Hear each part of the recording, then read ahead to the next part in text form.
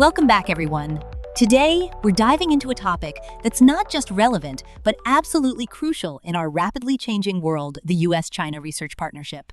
You know, it's fascinating how the Biden administration has renewed a science and technology pact, allowing for cooperation on non-sensitive basic research. But they're also putting the brakes on advanced technologies like quantum computing and artificial intelligence. It's like saying, hey, let's play nice with the basics, but no touching the toys that could change the game. Right. So, what exactly does non-sensitive basic research mean? Like, are we talking about, studying how plants grow or something? Laughs. Great question. So, think of it this way: non-sensitive basic research is like the foundational stuff, the building blocks of science. It's the kind of research that doesn't have immediate implications for national security or advanced tech. For example, it could involve studying climate change impacts or basic biology. It's like when you're learning to bake bread, you start with flour and water before you get to the fancy pastries, right?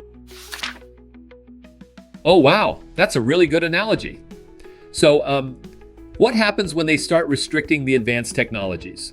I mean, isn't that where the real innovation happens? Sigh. Exactly. That's where the magic is. By restricting advanced technologies like quantum computing and AI, the U.S. is trying to prevent sensitive information from falling into the wrong hands. It's like having a secret recipe for a super delicious dish you wouldn't want just anyone to have it, right? Haha, right. I can totally see that. But what about the tariffs that President-elect Trump announced? I mean, how does that fit into this whole picture? Laughs. The tariffs. So, Trump's plan to impose new tariffs on Chinese goods, as well as products from Mexico and Canada, is a response to concerns over illegal migration and drug trafficking. It's like putting up a fence around your garden because you're worried about rabbits eating your vegetables. You're trying to protect your resources, but it can also create tension with your neighbors.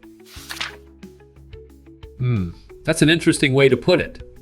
So, do you think these tariffs will actually help or just create more problems? Sigh. Well, that's the million-dollar question. Tariffs can protect domestic industries, but they can also lead to retaliatory actions. For instance, China is expected to leverage U.S. technology restrictions against its Asian neighbors in 2025. It's like a game of chess. Every move has consequences. Wow, that's a lot to unpack.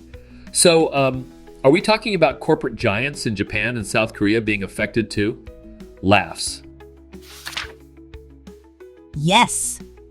The U.S. measures to limit China's access to advanced semiconductors have already prompted retaliatory actions that impact those corporate giants. It's like a ripple effect in a pond. Action leads to another, and suddenly, everyone's feeling the waves. Oh man, that's wild. So, do you think this is going to escalate into something bigger? Like, a tech war or something? Sigh. It's definitely a possibility. The Biden administration has expanded trade restrictions, adding over 100 Chinese entities to its list. It's like a tug-of-war, and both sides are pulling harder and harder. The question is, how long can they keep it up without it snapping? Yikes, that sounds intense. So, what do you think the average person should take away from all this? Sigh.